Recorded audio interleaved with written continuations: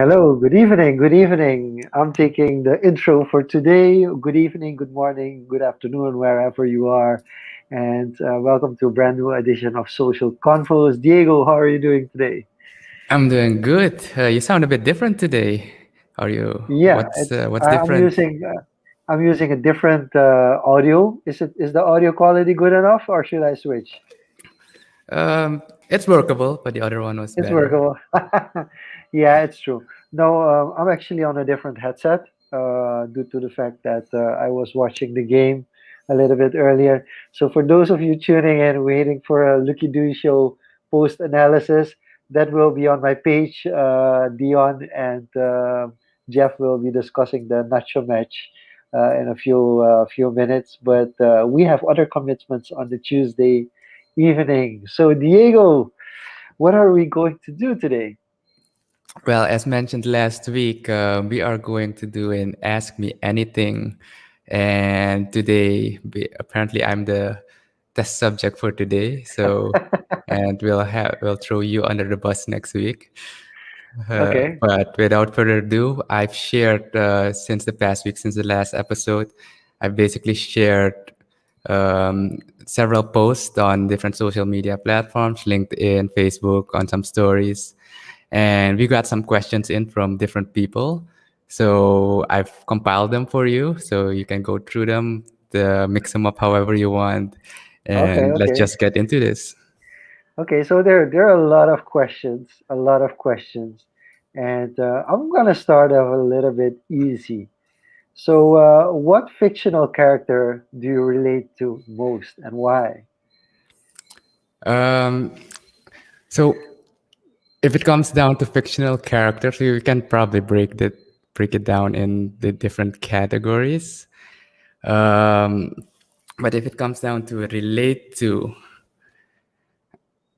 I'd say, yeah, that's a bit of a tough one. But if we're going comics, I really like Wolverine from Okay, the Marvel comics, yeah. in the sense of, uh, yeah, he just does his own thing, and just to bring it into perspective, why Wolverine, aside that he's a mutant, mutant individual, regenerative powers, and he's just raw strength.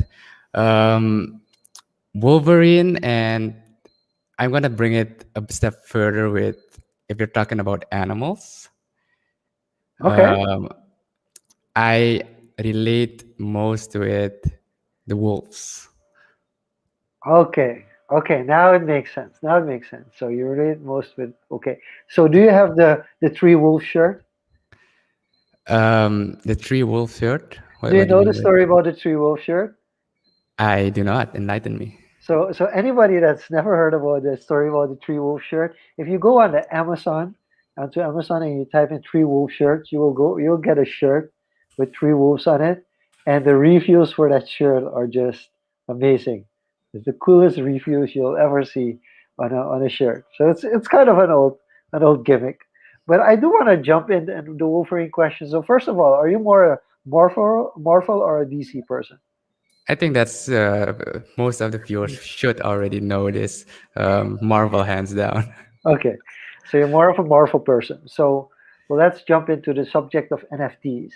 So what specific Marvel moment would you like to have an NFT from? Marvel moment. I guess one of the I probably the epic scenes was in Endgame when all the portals opened and everyone showed up. Um, but if we're more like underrated, the smaller movies, I thoroughly enjoyed Deadpool. So basically, any moment within Deadpool where he Ah, come pulls on. off the lame jokes and sarcasm, I would NFT any of those. Okay, okay. So you would have a pretty large NFT, Marvel NFT collection, I guess.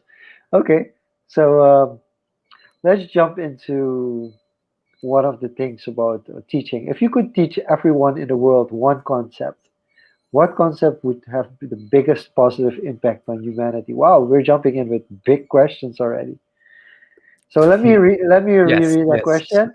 If you could teach everyone in the world one concept, what concept would have the biggest positive impact on humanity?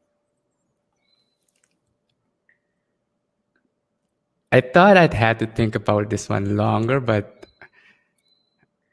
first thing that comes to mind is first principles thinking. Okay. As in, have you heard of it? First principles thinking. No, enlighten me. Please elaborate.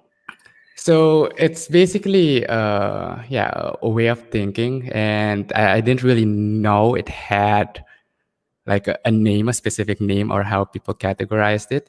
But it's recently been very popularized by Elon Musk. Is one of the prime examples of using first principles thinking. Naval Ravikant as well. And what it comes down to is you break down concepts, ideas, problems into the most fundamental aspects that uh, you can't break it down anymore. And then you kind of reconstruct those fundamental elements into either a solution or a frame of reference that you can use to solve any problem. And the common example with Elon Musk is how he kind of approaches SpaceX on how he built the affordable rockets. If you break down the rocket into its component parts, it's very cheap components, relatively cheap components, and you put them together again in an affordable way. You have the same solution with in a more efficient and less wasteful approach. Okay. So how would you apply this in daily life? Do you have like a more like instead of a SpaceX example, um, just for the people joining in, we're not gonna talk about soccer. We've discussed that. We'll be discussing that. If you want to watch the Lucky D show, you can watch that on the other on my page or on Dion or Jeff's page. But Rajiv really likes the first principle thinking as well, so he believes that's a great one. But for you, like, how can we first principle thinking? Because you're coming up with Nafal and Elon, two people who many people look up to. But how can you apply first principle thinking to like more Yeah, personal, let's bring it relatable? more down to Yeah. earth. I'd have to say let's look at it from a personal approach. Everyone has to deal with personal finance, budgeting, and understanding, basically surviving in a local community, whatever. If you break that down into understanding how the economy works and bring those ideas back to the time when you had barter trade and everything, and actually understand what trading is, what money is, you'll soon realize that it's just a medium. And if you break that down into very, very fundamental components, you would be able to save more and find a way on in how to make that money work for you, for example. And that's kind of Okay. my approach to that. If you look at where my fascination for personal finance has come into play. But even in business, we've talked a lot about business entrepreneurship with several guests, marketing as well. Apply first principles to marketing and business, for example. Um, you look at what really speaks to people, and maybe it's very derivative of first principle thinking. It doesn't go quite to the root, but if you ask several questions on why would someone buy, why should you post so many times on social media, why does it work, the algorithm as well.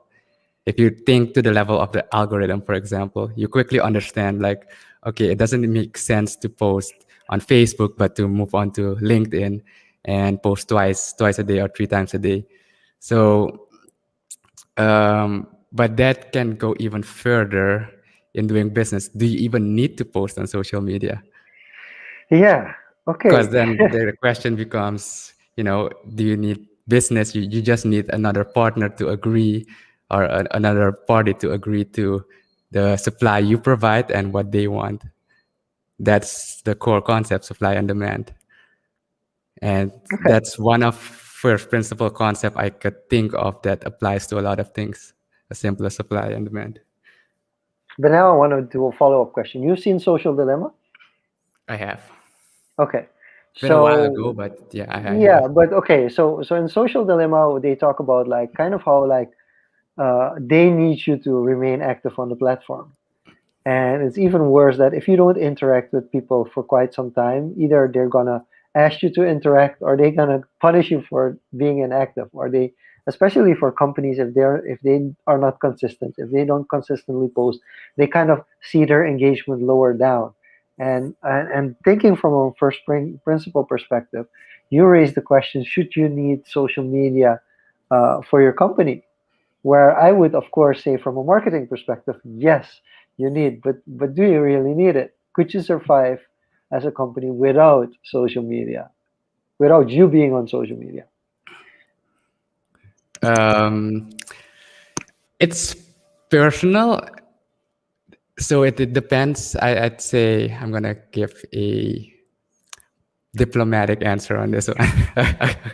um, I won't say it's 100% necessary, but it depends on what you want to do, where and in what branch you are. If you are in remotely in anything online, then yes, a social media presence would help. But there are still like solutions, companies that can do a lot of offline work in like smaller local communities. Look at how we did business like 100 years ago, even maybe 30 years ago without the internet. Um, the internet is just an added layer for extra reach, more input, but I won't necessarily say that's a necessity depending on how much you want to grow. Maybe you just want to make enough and live somewhere in the woods, disconnected from everything and enjoy, fishing your own things. But if you're talking about modern day business, then I'd say it's useful to look at the social media platforms and, always adapt. But I would discard Facebook for now and look at the next evolution of the internet. So we were talking Okay. about internet. There's probably going to have follow-up questions on that. But if you look at internet 1.0, this was around 2000, and you had internet Yeah. 2.0 with social media coming up around 2010. And now we're 10 years later and people are already talking about Web 3.0. So probably some questions around that, but Okay. So yeah. I'm gonna do a connecting question for that. Joseph agrees certain sectors do not need internet, and Anil's just joined in as well. So let's do a connecting question. Which online platforms do you actively use? We're not just talking social media, but like where are you most active? And maybe share a little bit why as well. So if we're talking about consumption, it's a lot of YouTube, and recently Twitch as well. Okay. And if you're talking about like posting, like sharing stuff, yeah, YouTube, it's more like an archive now. But I've been building this, little habit on Instagram, trying to post like every Monday and Thursday and building that over. And the plan with that is to eventually transition to LinkedIn. Uh, I I've been using Facebook for social confoes since we started, but basically my whole Facebook feed now is just social convos. But I'm planning to migrate from the Facebook platforms like Facebook, Instagram to more LinkedIn and more very targeted oriented. So I've been Diego, slacking on Hive. so Diego, why is this not being broadcasted on your Facebook? We've actually never talked about that. Yeah, Yes, that's why funny. is We should do that? that actually next week because that's it's really weird. I think we didn't do it because the software we No, were using, we were limited at a point of yeah, time, that but that now was we're the not idea. limited anymore. Exactly. But Yeah. we No, never no, no. expanded to other channels. That So was it. We had max before we upgraded the account. We had max 3 accounts that we could connect, and we picked the 3 accounts that would have the most potential reach at that time. Yeah, that yeah, was it. okay. So that's interesting. Okay, so let's do a connecting question to where we're going with that. How feasible is earning money online for the standard Surinamese person? You can't receive via PayPal, for instance. So, like, what would you recommend if they're like people in Suriname who want to earn online? Yeah, we definitely touched on this very, very early on with the episode of Rahim, and he gave some solutions. But from my personal experience and personal approach, I'd say it is feasible. There are some, you know, it's actually easier now than when I started looking into it. There's Yeah. platforms like, Wise and Payoneer, which are the most prominent one. A lot of you people use Payoneer, and my personal recommendation would be Wise, previously TransferWise. But keep in mind the intention that you shouldn't expect to get that money in your bank account directly. It Okay. is a way to receive money, but that is where there's still a barrier, I think. And I won't necessarily call it a barrier, but a change of mindset is necessary on how to utilize it.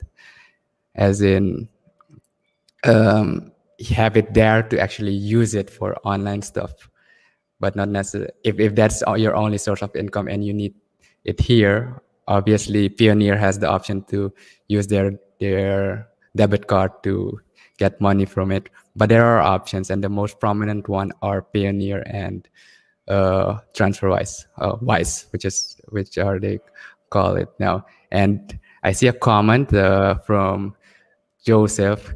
Can it then be cashed out? And this is exactly what I mean. What this is the mindset you need to change. Okay. Explain what the mindset changes that we need to make when we consider making money online. So the first time, I don't think it was it the first time, but I actually I remember this feeling, and when it actually happened, I shot a few years ago stock footage videos and published it on this stock video platform, right? And yeah, for years, I think 1.5 years, nothing happened.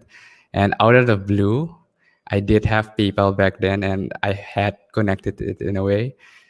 I connected my PayPal to that platform, so I suddenly got an email like you've received 32 or $33 in your PayPal account. And I was like, whoa, wait, what? Where did this even come from?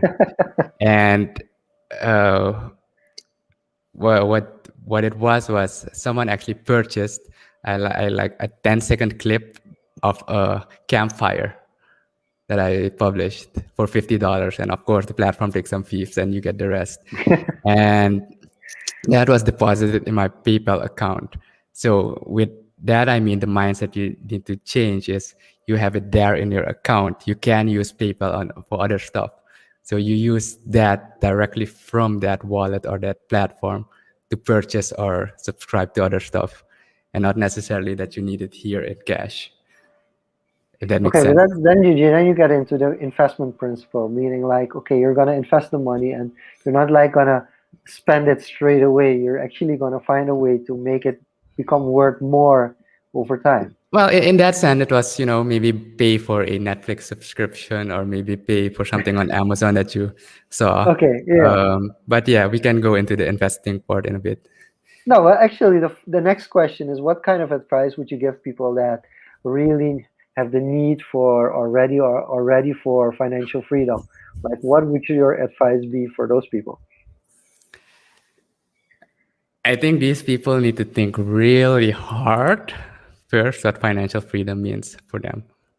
Okay, so elaborate a little bit on that. Yeah, so there's been this hype, or yeah, it's been becoming more prevalent lately. Like that you have movements like the FIRE movement, financial independence, retire early, and some other stuff, retire by 30 or 40.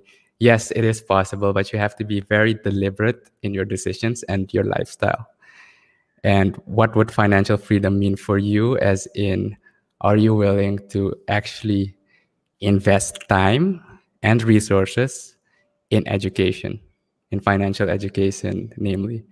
A lot of people see the dream, yeah, retire by 35, have your own house, blah, blah, blah.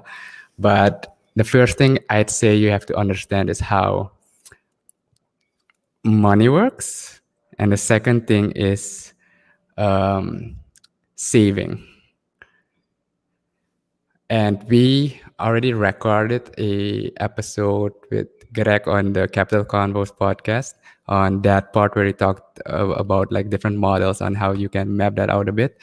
But what it comes down to, if you have debt, make sure you pay off debt first or use it strategically, because not all debt is bad, I'd say. But the most important thing is you have to have disposable income. And my rule of thumb is, if I have to give one piece of advice, create a buffer. What's your expenses per year or per month, I mean? And make sure you have enough in savings that you can live off for 6 months. It could be 3 or a year, depending, but I'd recommend start with 6 months. If you would be cut off from all your income resources that you could survive in where you live at that moment for 6 months with zero income, and that's your buffer. Only then think about using the excess money for investment. That's my number one recommendation. Okay, okay, okay. I do want to jump in a little bit more to that, but we might do it later. So, what is one thing you really wanted to do but you've never done, and why? Actually, a lot of things I have wanted to do. I've actually done like crazy stuff, like jumping out of an airplane, jumping out of a ledge with a rope on your Okay, feet, bungee jumping. But okay. So, which crazy one is stuff. more? Which one is more? Which one felt more dangerous? The bungee jump or the parachute jump? Okay, I actually felt safe with both of them. Okay. But if I had to recommend somebody to do it in a certain order, I would Yeah. recommend do the bungee first and then do the skydive. Because if you do the skydive first, my personal experience was the bungee was kind of underwhelming. Like, you jump, this is it. The thrill of it, the adrenaline rush, it's kind of pales compared to the skydiving for me in that sense. Well, it kind of makes sense because the speed, the height, everything with the free fall from a parachute jump, of course, it's multiplied when But uh yeah, okay. but I won't call it like the most fearful or critical point is the moment you stand at the ledge or like at the door of the plane. That's the most that's gonna get you the most. But the moment you take that step, it's like everything just disappears. You're in kind of a state of bliss, Okay. Yeah, so a scaredy like cat free like falling. me, yeah, a scaredy cat of me would do the bungee. I would do the plane jump first because then the bungee jump wouldn't be as scary. But you recommend the other way around. So Diego, if you could turn back time, would you do it? Yes or no, and why? If I could turn back time, like for me myself, like Yeah, for yourself. my experience, Yeah. obviously you know more now, and if you could go back with the same knowledge, then yeah. But if you can go back with the same knowledge, then sure. But if it's just a reset and you have to get back here and or maybe change something, I won't, because it's the experiences you've made throughout all the years that basically got you where you are now and influence the way you think. So I would say no. If it's for that particular reason to change something, I would say no.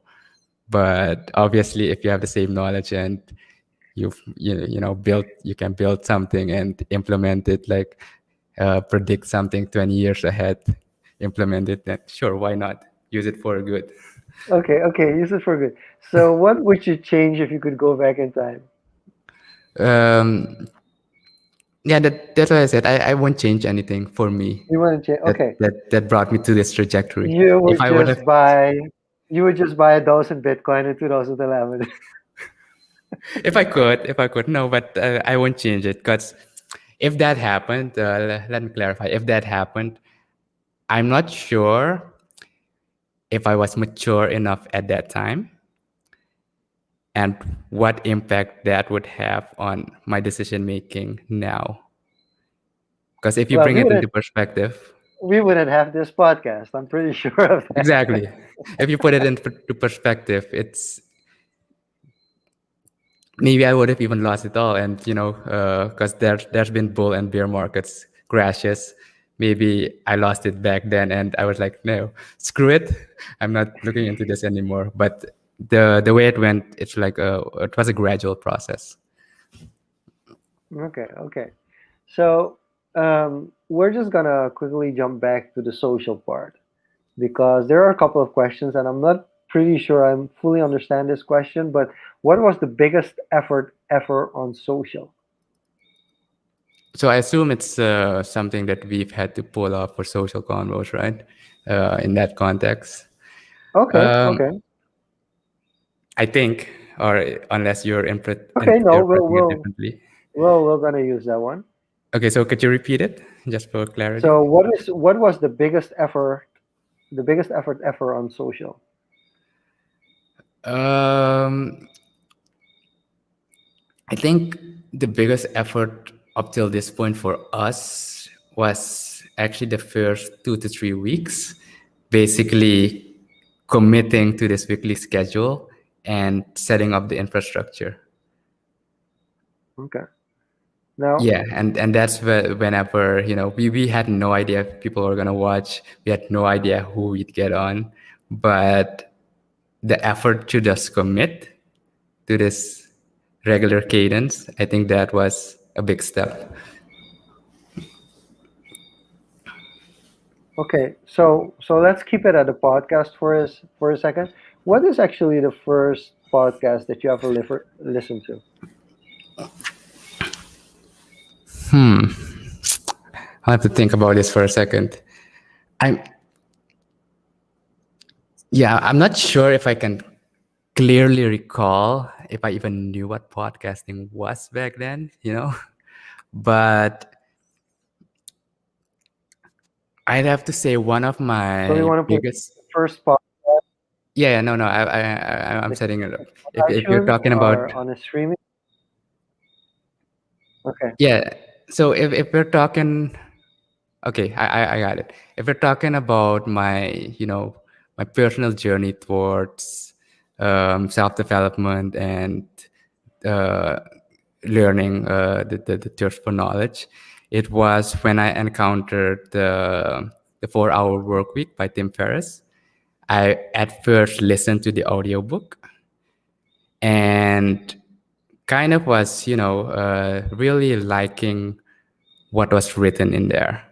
And I think the Tim Ferriss Show was one of, I think, the first podcast I actually subscribed to and listened to the episodes because you could hear the recommendations in it. And he had the Tim.blog website. So I just went on the website to see what topics were covered or who was being interviewed. So I think it's either one of the episodes from Tim Ferriss Show.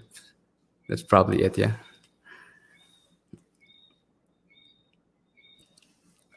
You're muted. Sorry, can you recall what the episode was about? No, that's asking for a bit too much, but it was probably around. Yeah, no. I do remember one of my favorite episodes, which was very recent, I think last year or something, is where he interviewed Hugh Jackman, basically Okay. Wolverine. Oh And well, it, Wolverine. We're getting to the Wolverine yeah, part again. to bring it full circle, it was a Yeah. very, very wholesome episode and very eloquent in the way they put things into perspective. So I really enjoyed that one. Okay. Interesting. So, Fishan to quickly is finding out that today is the Diego show. How do you feel so far being the one that's being interviewed? Like the that all the focus on this show will be about you as an introvert. How does that feel? Are you used to it now?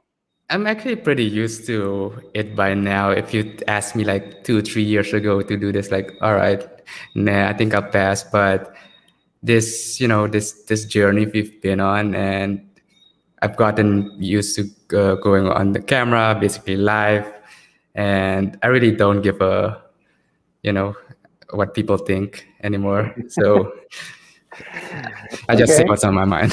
awesome. So that means you get to ask questions. So for those of you who are watching, you can ask questions. I'll jump into the question of Anil in a second because it kind of relates to the next question, which is what will the future of the podcast look like? Well, we discussed this, but now from what do you want to achieve personally? So for you, Diego, for Social Confoes, and I think for the Confoes podcast in general, how do you see the future? um, we've gone back and forth on this, like in the last week's episodes, and when we had the other guests on. But to reiterate on that and put some more emphasis, for me personally, it's kind of more a learning journey.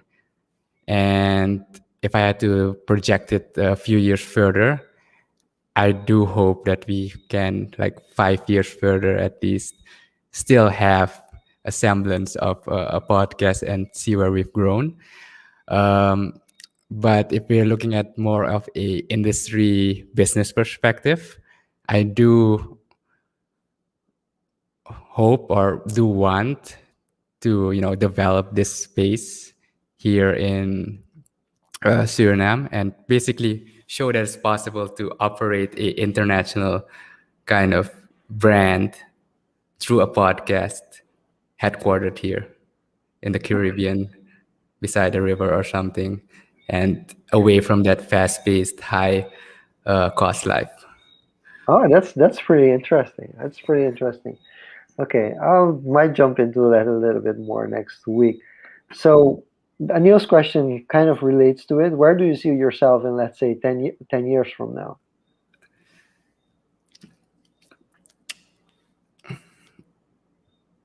We'll call it financially independent. No, on a more serious note, I'd say I would want to have that freedom of, or let's not call it freedom, but lack of worry to be able to survive daily, and just be able to create, experiment with stuff.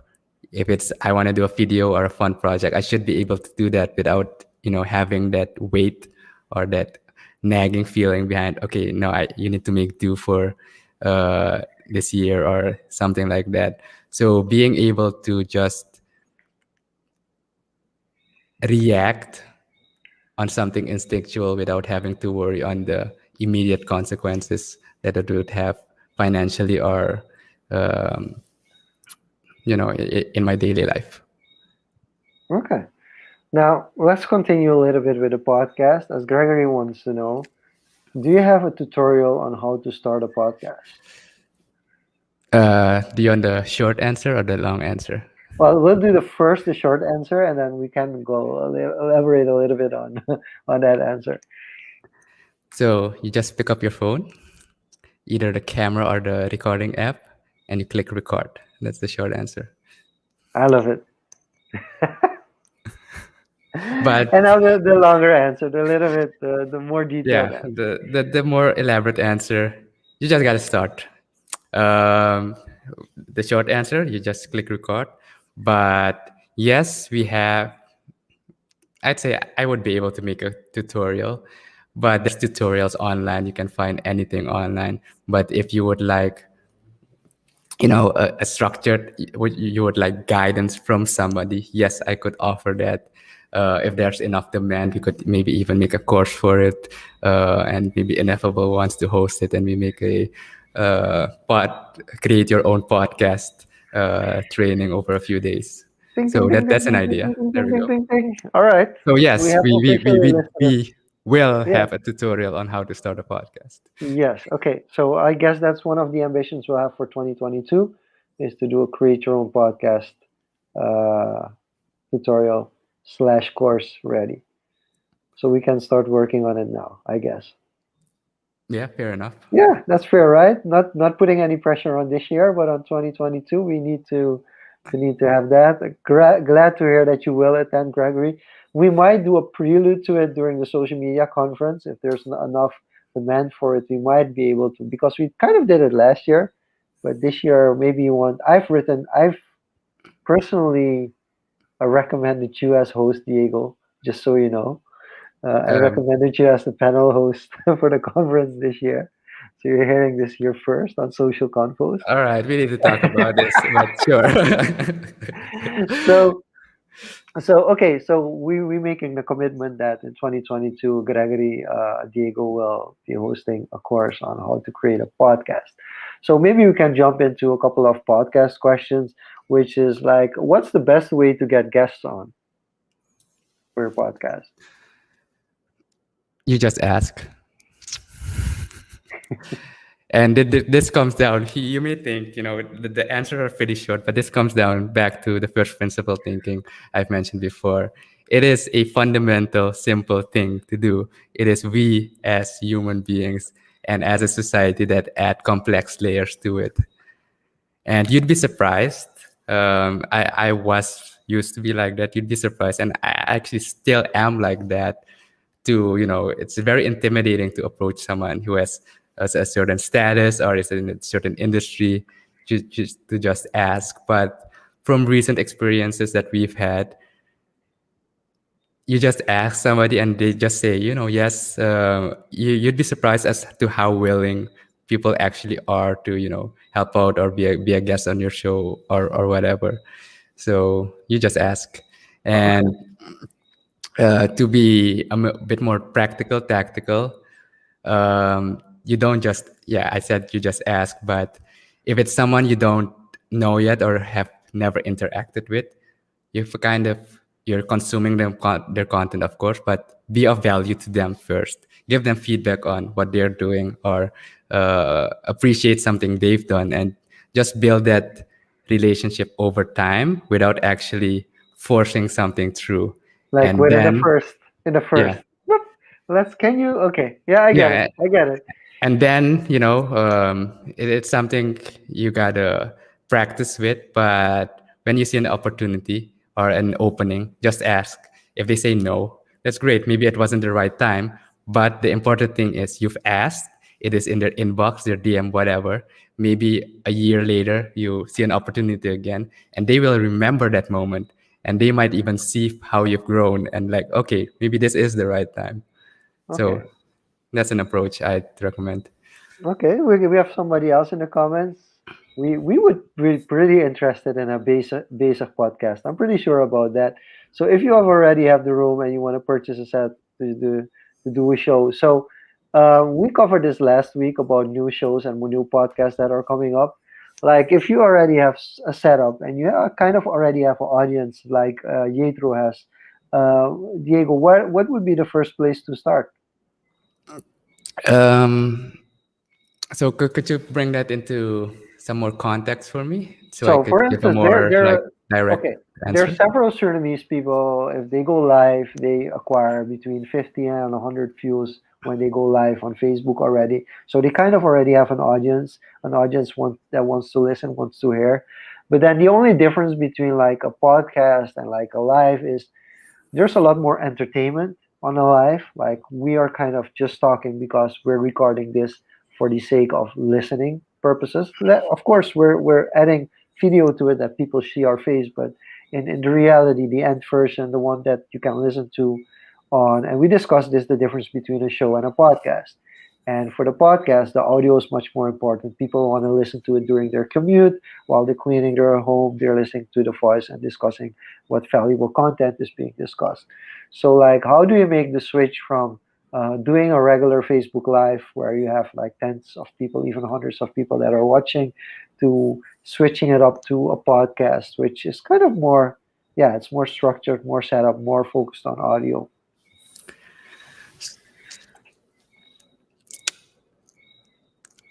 I would say, depending on what kind of personality or show you have on your Facebook Live or whatever, how well do you think that would translate to an audio only format? Especially if you're doing video content, right? People usually tune in for some funny face or something you do, and that's the entertainment value in that. Something you got to understand, and we've mentioned this in the previous episode when we did our reflection, is the podcasting format. It can be a show can be a podcast, but a podcast doesn't, am I saying it right, necessarily Yeah, have to be a show. So yeah. a podcast is just a means of distribution. If you look at the fundamental core concepts of it, it's just a means of distribution through an RSS feed. And usually you'd want evergreen content or structured content or very narrative storytelling content on that, while eliminating visuals. Of course, you have podcasts on YouTube with video and they record that as a show. But if you take just the audio and distribute it through the audio platforms, that is in essence a podcast, right? Okay. So, interesting. I'm doing for a gospel and on positive thinking and achieving things that you are not never that you can never have imagined. That's very inspiring, and I'm laughing because I'm thinking of one of the earliest episodes when we had Jay Austin over, and we were discussing a podcast topic called "That's Some BS." I'm not going to use the full sentence. I'm talking like inspirational stuff that you could never imagine that really happened. So I just want to ask you, what's the story that you have that if you tell people, people will be like, "Yeah, but Diego, that never happened." Hmm.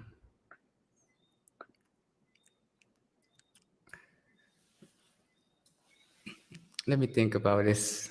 While I think about this, Yeah. let me just add one thing to the previous question on how to start a podcast. Um,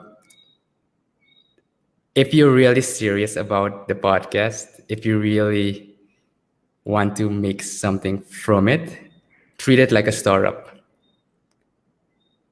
Treat it like a startup, as in you're basically a media company. And in that way, make your vision, describe what your niche audience is. Of course, you can always expand on it, but treat it like a startup and look at how you're gonna fund it. Obviously, we self-fund it and we are very bootstrap-like, but for the long term, have that in place. Because once you get rolling, from the content side, you want to sustain it from a business side, and that dynamic is going to play at a later stage. And the earlier you start with that, I think the more chance you have to have longevity with it. Okay, but now let's get a little bit practical because I feel there's interest. Gregory is also saying, "I'm serious about it. I want to know more." So, do you start with purchasing the software? Do you start with buying a new mic, a podcasting mic? Do you start with having your own space? Where do you start?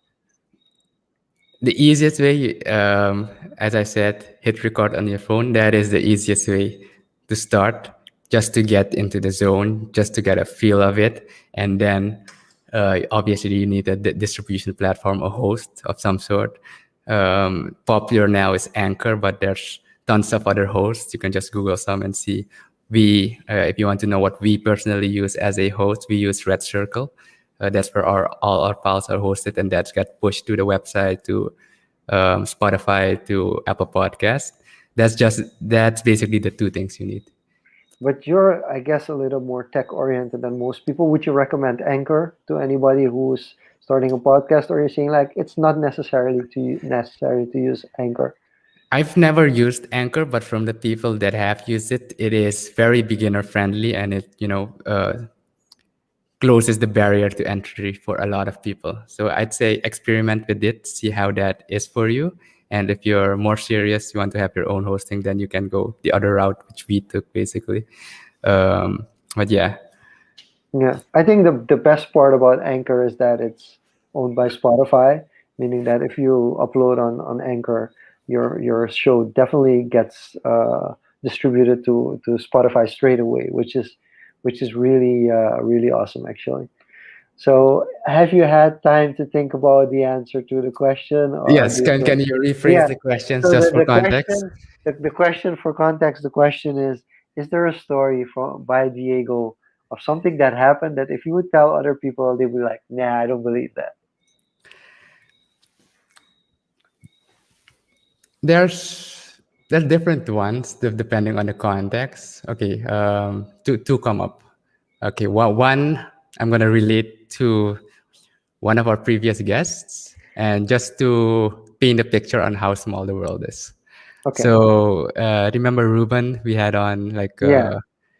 from Singapore, and he is originally from India. So fun fact: 2019, I went to Estonia.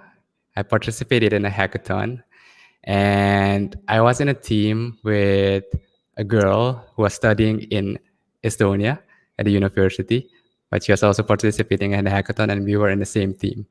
And she was from Goa, the same region Ruben was from. And a few, yeah, a few weeks ago, I saw his Instagram, and I just asked him, "Do you know this person, this girl?" And surprisingly, they went to the same university. Oh, really? Yes. Yeah. So the 6 degrees separate the 6 degrees of separation is a real thing, and I guess it's not even 6 degrees anymore. It's just like 2 degrees, and then that's it. Yep. Everybody's connected now. Oh, awesome. That's a pretty cool story. So I was hoping you were gonna go into a I route of yeah, yeah. yeah, I have a more interesting travel story maybe. Okay, go ahead. I Same. think the jumping out of a plane and doing the bungee stuff, that was already kind of like was already out there. But go ahead. Share a little bit The more. other story is 2017 when I went for the Hack for Climate hackathon in Germany, when it was, crypto was booming, and we applied for the hackathon. Me and another friend, Joel, Joel from Yeah. our Hive community. So we were selected, and we went to Germany. So we took our flights from here. Was actually the first time both of us kind of, traveled on our own, like really, really on our own. And so we booked tickets. Apparently, we could have just taken a train from Amsterdam to Bonn, the city we had to go in Germany, but we didn't know anything. So the agency booked tickets to Amsterdam and then to, I think it was Frankfurt, and then we had to take a Yeah. train from Frankfurt to Bonn. So we took the plane to Frankfurt, and that's where something happened.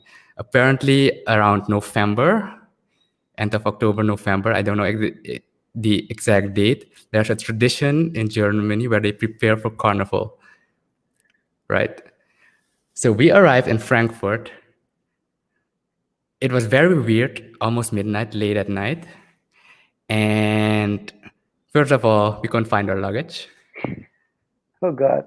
The luggage was, we were running around trying to find our luggage, but eventually we found some people from the I think the train or the airport that helped us. We located our luggage, and then we had to get on the train, and the whole infrastructure was a mess. Why was it a mess? Um, because of carnival, people were partying, everything. So we just went on a train. I think luckily it was the right train, and the train was empty. The train was empty. I think there was only one or two other people in that train, and we didn't know where to get off. So suddenly the train the train stops at the first stop, and we tried to check on Google Maps, is this the right place? And we were hesitating, and the door closes right in front of us as we want to get off, and we actually overshoot our stop onto the next town or city. And when we got out, as you see things in the movies, like, people partying, onesies, body paint, everything, drinking everything. We stepped out of the train and we were in the middle of that in Germany, midnight in the cold. Enter in the wrong city. in the wrong city. But fortunately, there was an old man there who was also looking for the train, and he was from Bonn, the town, the city we had to go to, and he was friendly enough to guide us through it. So we went on the train with him, and he brought us to the right city. Wow. Okay, this is a pretty yeah, that's a pretty fun story. It's kind of getting lost and getting lost in Germany. And then we had So to find the boat we had to get on 1 a.m. in the morning in the cold. okay, okay. So when it comes to problem solving, you always find solutions for any problem. You rarely or never complain. So how can people develop that skill or that mindset? First of all, you complain in your head. Don't let it show.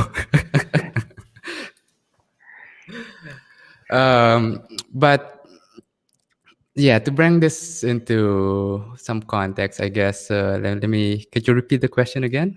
So the Maybe question is, you find solutions for any problem. You rarely or never complain.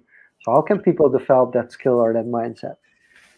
I won't say I find a solution for every problem, but I'm very pragmatic. I'm very positive oriented, and I think this comes to the first principles thinking, as in, okay, this happened.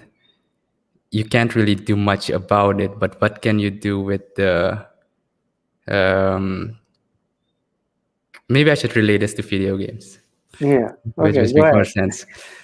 Yeah, video games. There's a lot of principles in video games, right? And very basic principles and problem solving.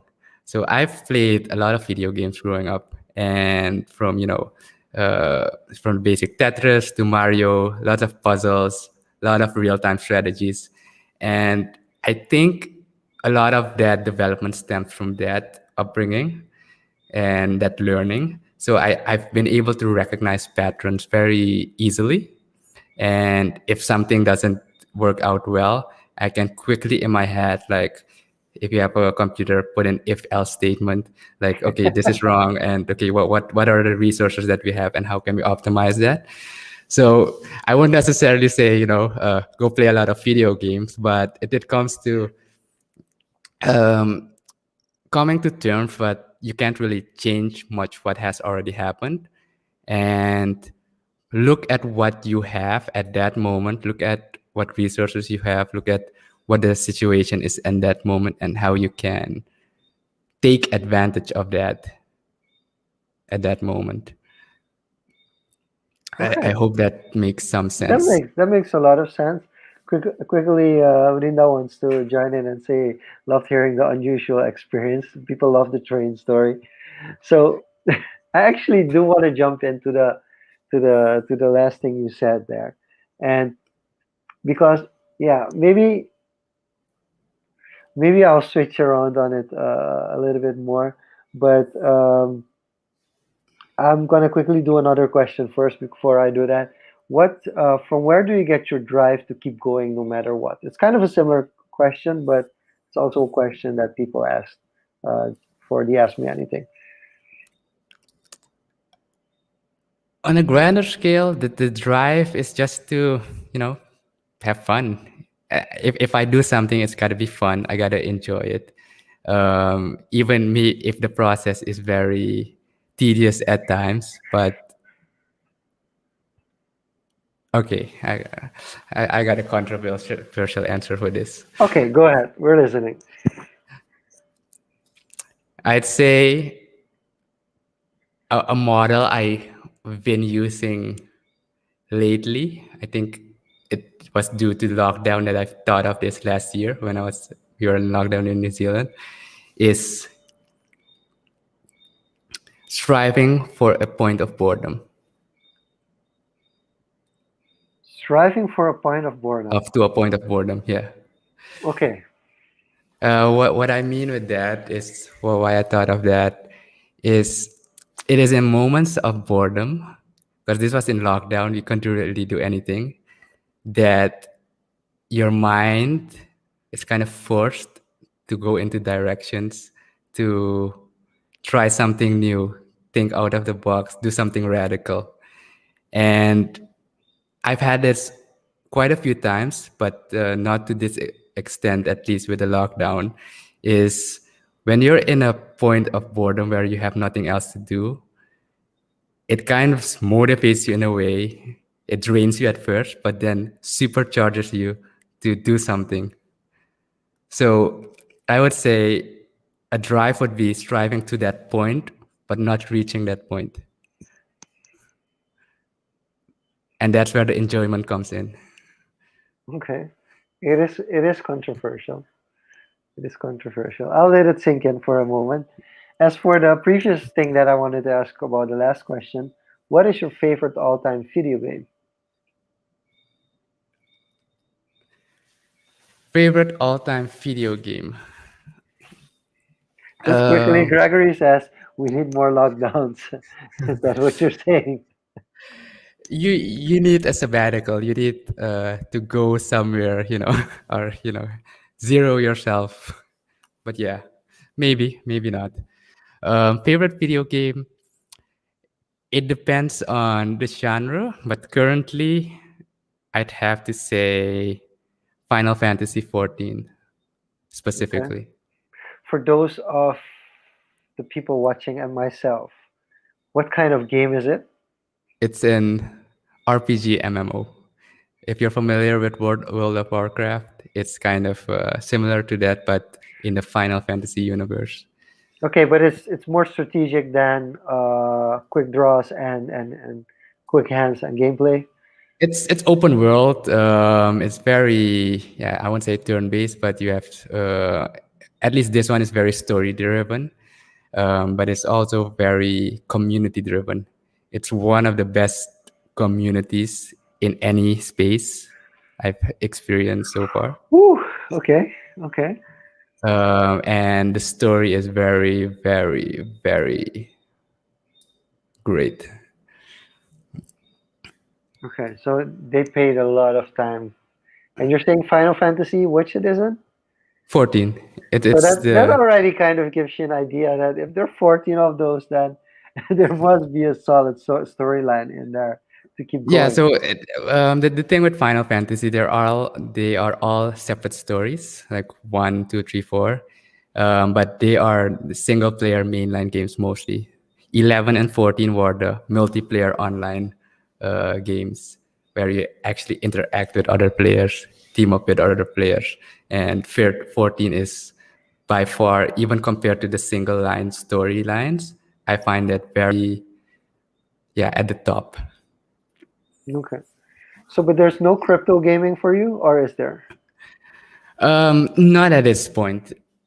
But then what I'm looking for is once crypto or once these industries get their get integrated with crypto, that's what I find interesting because these games have economics in them. These games have politics in them. It's basically running a business if you're running a guild or a free company as they call it. You have ranks and everything. So there's a lot of organizational stuff you could learn from that. A lot of So there is tokenization possible. yeah, there is a market economy where people sell stuff, gear. So think about once you get crypto into that and you can make that special gear or you earn that special gear from a very difficult crafting or a very difficult rate, and you could potentially trade that, or maybe there's only one of it in the whole world, and the first person that gets it. And there's people that will want to, get their hands on it. If it's for flexing reason, if it's for showing off reasons, or just for personal accomplishment, I see a lot of potential in that, tokenization of equipment assets, gaming assets. And even from that's in game, but even from a development standpoint, creating assets for game development, like textures, like vehicles, for example, that you could tokenize and implement in one game. And you, as a great artist or game designer, just create these assets and tokenize them. And the more game developments use them, you also get rewarded for that. Okay. Well, I've I've in the past year I've sold a D City NFT, so a D City card, a crypto game card for $30. I sell multiple NBA Top Shots for over $30. So there is definitely some movement there. I would ask you which which currently offline game or organization would you want to see on the blockchain the most?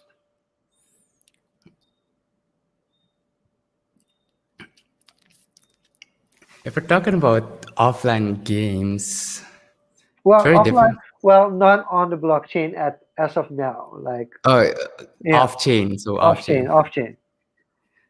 Um, so what off chain game or plat or organization would I want to see on the blockchain? Yeah. So give just to give a little bit context. Yesterday, somebody from the NBA Top Shot community asked, like, "What's your favorite moment in NBA history?" Would you? And then he said, "Screw it. What's your favorite moment in all of sports that you would like to have an NFT on?" And for me, it was easy. Anthony Nesty beating Matt Biondi at the 1988 Olympics. That time squeeze of a hundredth of a second in which we got our first gold medal. For me, I want dips. Whenever the Olympics comes out with moments on the Olympics, and you can own them, that's the moment I want to own. The Nasty winning the gold on the Olympics. So for me, like that would be very interesting if the Olympics came to the blockchain and started producing NFTs that you could own. But for you, what would be your or the organization of the project that you would love to see on the blockchain? I actually cannot think of one on the spot that I think would be ready or would want, because yes, I'm very into the crypto space, but I'm not too much into collecting. Okay. Maybe not yet. Yeah. Okay. Okay. Fair enough. Um, I don't have collections of anything, no coins, no Pokemon cards. And if I would do that, it would no be board just ape. sadly, I was too late for that one. I tried to get into that one. But if I would do that, it would be more in a position of kind of flipping it, leveraging that if it's comics, manga, or whatever. So, but for me personally, I don't have that need to own stuff like that. But I could see it as an alternative type of investment.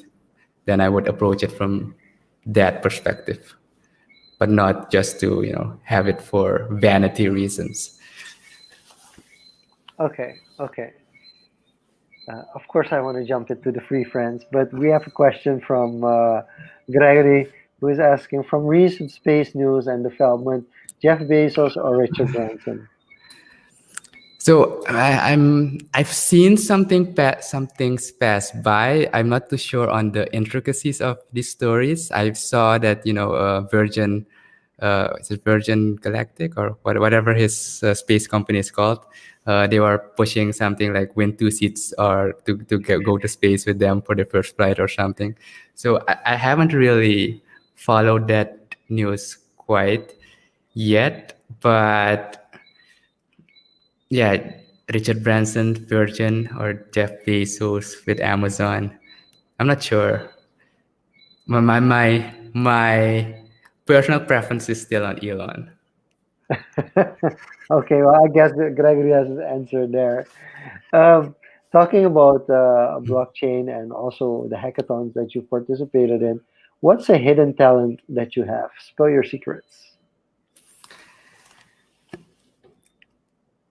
I suck at a lot of things, but I can recognize and connect them very quickly. Okay. Or let's say I'm very average in most things, but I can quickly draw relationships and see the potential impact it would have if things were connected to each other. And that comes with the pattern recognition and basically problem solving that I've developed through video games. Okay. Let's go a little bit back. So, what was the first video game that you've played? Super Mario, was it World? Super Mario World. Yeah, Super Yeah. Mario World with Yoshi, and it was on the Super Nintendo. I got it as a kid for my birthday, and it was Did you super. finish it? Did Yeah, you yeah, ever yeah. finish it? Yeah. Okay. I Okay. Cool. finished it multiple times. Back then, if you look back now, you finish it in 1, 2, 3. But back then, it was a whole different time experience. Now you have speed runs to see whether or not you can finish Yeah. stages in 5 minutes, within 5 minutes. So, what was your first mobile phone? Which brand, and how often do you refresh and buy a new phone? My very first one that I got new, so not secondhand, uh, secondhand from my brother or someone. My first new one was the Sony Ericsson. Was it the 810 with the Walkmans? It was the Ah, Walkman, the kind of Walkman play phone with the orange buttons. I had a black one with the orange buttons and the stick in the middle. That was the first one I had, brand new, my own phone. And this was around the time, last year of high school, I think. Yeah, last year of high school. But it got stolen from me at university when there was, exams, and I was studying in the library, and I forgot it on the table. And when I came back, it was gone. hmm. And it wasn't And back to be found at a lost and found, unfortunately. nope. And then I switched to Android. I skipped the whole BlackBerry phase, and then I got the HTC. Which one was it? An HTC phone. I forgot which one it was, but that was my first Android phone. And which one do you have now? So I personally have a OnePlus Nord now. Um, in regards to how often I refresh, there was a time I had the HTC for a while, and I was experimenting with it as well. Um, I think 2 years maybe, but then I switched to Google. The Google, was it the Pixel, before the Pixel line, the Nexus phones? Yeah, the Nexus line. And I would always get from the Nexus 4, always get the next Nexus every year to upgrade. So you've never had an iPhone, No, I have never and had an you've iPhone. never had a Samsung. Never had a Samsung, never had an iPhone, never had a BlackBerry. So this is an interesting. I'll skip the BlackBerry part, but I think you're one of the few, or even the only person I know that never had either an iPhone or a Samsung, and has had phones for the past 10 plus years. That's really Yeah, I had interesting. a Nexus 4, the Nexus 5, the Pixel 6, the OnePlus 5, and So now what the kept OnePlus you Nord. away from both Samsung and Apple when it Just comes to the phones? vanilla Android experience. It was clunky, the Nexus line. I gotta be fair, but I enjoyed the minimal experience. But once I switched over to OnePlus, that was just the best of the vanilla Android, but very smooth and optimized. And Okay, OnePlus was kind of explain the underdog brand. I what's love the vanilla culture. Android. Vanilla Android, no bloatware, no Samsung stuff, no added stuff from HTC or something like that. So it's pure Android. And you Okay, could, and why I had that, you could easily flash custom firmware on it. I was into that in the early days. So I put custom software on it to just optimize it.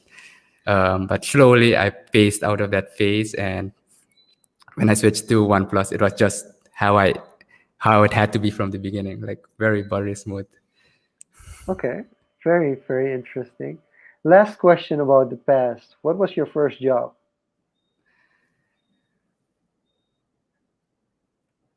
The fine job. The first thing that felt like work to you.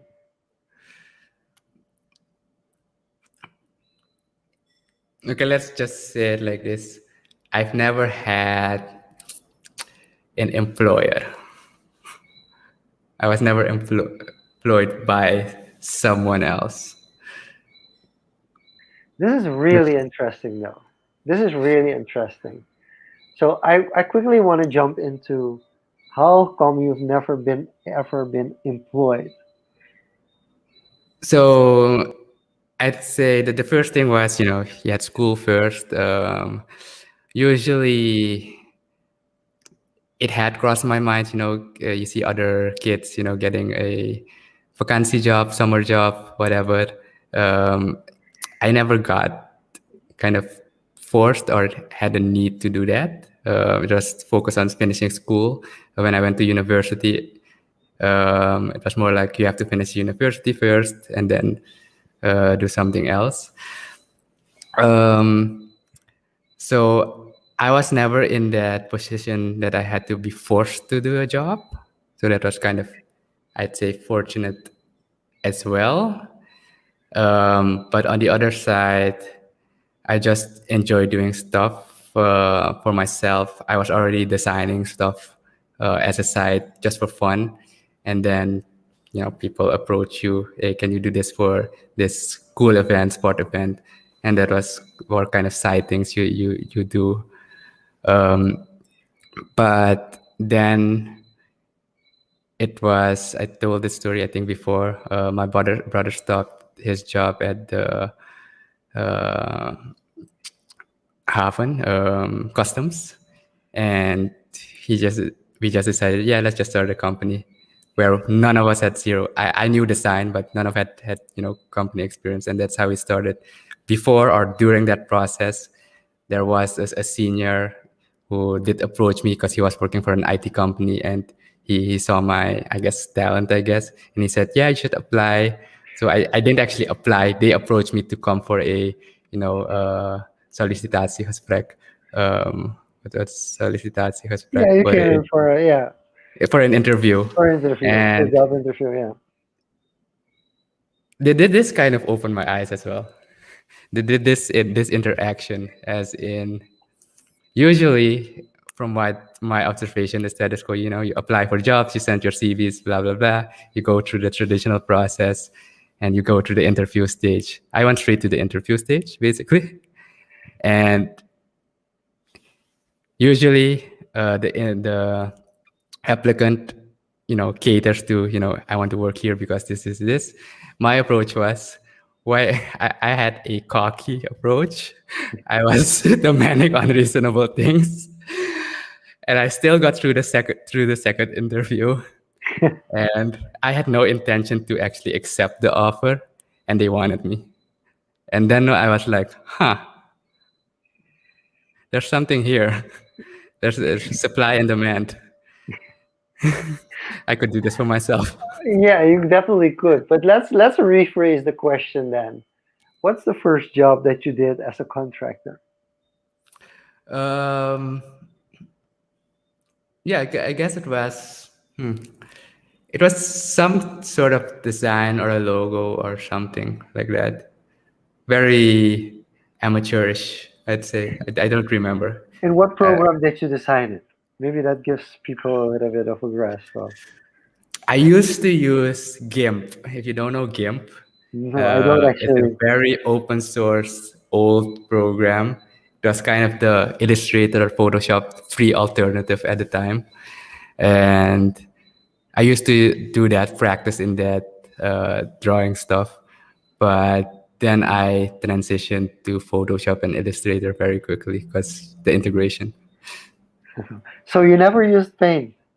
No, skip the paint. Oh man, I I made a whole yeah, I think I made a calendar, a birthday calendar in paint. Wow, the Yeah, dedication. it looks terrible though, but it actually was owned by over 30 people. So Nice. That is nice. so okay, so we have some roundup questions. Could you share maybe one of your biggest successes in life and one of your biggest failures? Successes. Okay, let's start with the failure. Yeah, yeah. Failure is very subjective. Call I'd call it a failure, but I'm glad it happened. It's basically when 2015, 16, when I wanted to start.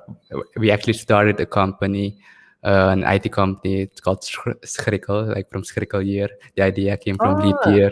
I remember So that. we had this, yeah, we had this company, and the failure in that was the partnership didn't work out, and I've kind of learned how business structures should be put into place just for safety, financial, and future reasons. So that kind of crashed, and the relationship was very, yeah, should I call it toxic, but very one-sided, or not the amount of effort you put into it, and just the amount of yeah not everybody was aligned. So people not it wasn't in the people were not acting in accordance to the benefit of the company. So I made the hard decision. All right, it's time to disband it, close all the open projects that we had. We had a running project, so I had to pay the company back. But fortunately, I was planning the worst case scenario. Identified it earlier, so I was already preparing. I had crypto investments through the company as well, so that kind of saved us as well. Strategic choices. But I came out of it pretty much net positive, but with a lot of experience. Okay. So yeah, you could call that a failure. Company crashed and burned. Okay. Um, And biggest success? Biggest success. Yeah, what is biggest success? Yeah. This podcast could be a big success. Getting to travel around to New Zealand was a big success. Um, but If you would make an NFT out of your life, like different moments, what would the, be the most valuable NFT? the the New Zealand experience. At this point, the New Zealand experience. Okay. All right. I've got to give it to that. Okay. Yeah. Okay. So, what are your values, and are you being true to them? Wow, Such these a deep people ask you question. so hard. Damn, I'm really hoping I'm getting easier questions than this one. Such a deep question. Like, when did you start walking, or what were your first words? That's a lot easier when it comes to ask me anything. Yeah, this is like a whole coaching session and So, personal development session. what are your values, and are you being true to them? Yeah, this one's always difficult. I've answered this a few times, but every time I forget. Maybe I should write them down or somewhere. But then again, you know, these are momentary things that you think of on the spot. But I'd have to say, honestly, Yeah. freedom, and to add one more, I'd say, yeah, integrity, as in be true to yourself, whatever happens, and that other people, just see, um, yeah, how you are. Don't put on a mask or So, air more show. authenticity or more integrity? Yeah, what's there's very fine line there between them, eh? I'd stick to integrity. Well, Integrity. So, I- I'll honesty. yeah, yeah. Let's keep it at that. Okay. And am I being true to Hon- them? I try to, as much as possible, especially through past experiences. I'm very blunt or straightforward now. I used to be less in the past, but I bring up, at least I try to bring up some things very early on. Okay, so let's go to the future. What is the legacy you want to leave behind? Another big one, Jesus. uh, I'm not very big picture driven. I need to send a rocket to the moon type of guy. It's more like should be able to live, as a good human being and enjoy that process. And if I had to have to leave something behind, is to show that you can do what you want when you want it as an individual, as long as you know, stay true to yourself, invest in education, and continuously develop yourself while having fun. And if someone can take an example of that and internalize it and apply it to their own life, then great. So before I go to the final question, I have one from Gregory. What pet peeves annoy you as a fully developed introvert? Pet peeve. What's an example of a pet peeve? Let me think. Can you help him out, Gregory? Like what's a pet peeve? What kind of pet peeve? And do you actually mean that are Diego's pet peeves of others that annoy him? And while we're waiting for that answer, Yeah, yeah. that So question some by clarity on Gregory, that would be cool. we have a closing one here. Are you single and ready to mingle? I bet a woman asked that one. So, are you single or and ready to mingle? Yeah, sure. Slide into my DMs.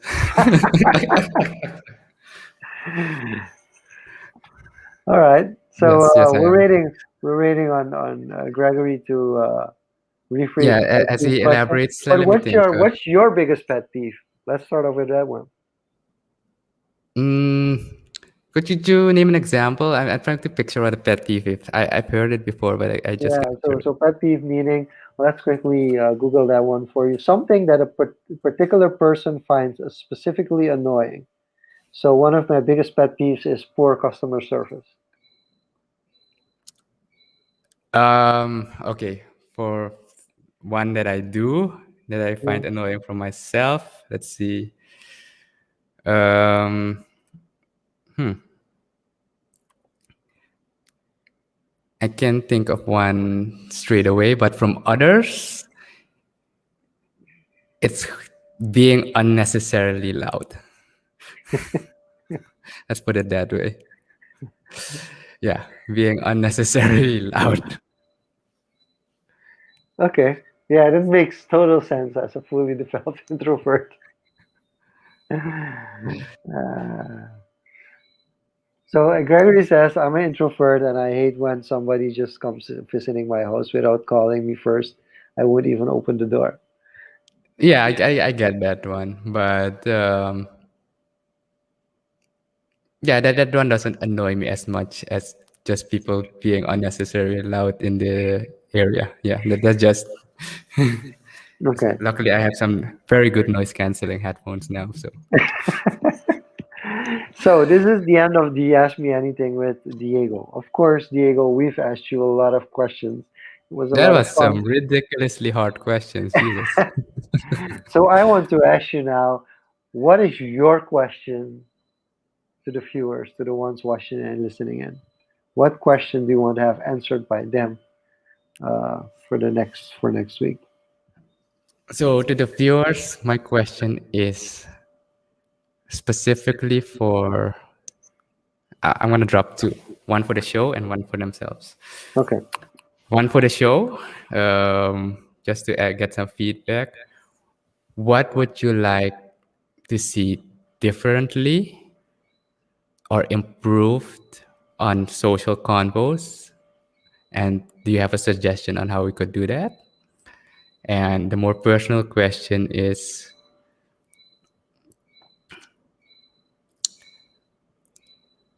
I'm going to make it a hard one. Let's speak from the list.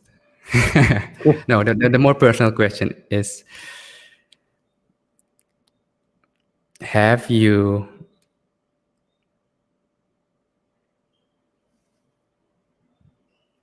easy one, what's your net worth? Have you What's your calculated name? what your net worth is? Okay, so let's quickly recap the two questions.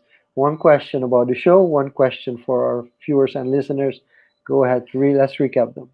Yeah, the question for the show is how could we improve or change the show to cater better to you guys? And if you have a suggestion on how to do that, we're open to it. And the personal question is to the viewer, do you know what your net worth is? All right. This has been Social Confoes. Diego, quickly on the recordings and where they can view and watch this afterwards. All right, so we've reached the end of Social Convos Ask Me Anything edition. This episode will be released on the podcasting platforms and on the websites on Saturday. So if you've missed part of it, or have someone that would enjoy this type of content, send that to them. We'd appreciate if you guys rate us. If you're listening on iTunes, rate us on iTunes as well. 5-star reviews would be awesome. And also, yeah, we'll be here again next week with another Ask Me Anything, but this time it's going to be Sean-Luc. So drop your questions for Sean-Luc on his social media. We'll collect them all and we'll go through it just like we've done today. But with that being said, that is it for this week. That was Social Confoes. Thank you for tuning in. We're back next week on the regular time, 9 p.m. Surinamese time. Thank you for watching. See you. Bye bye. Bye.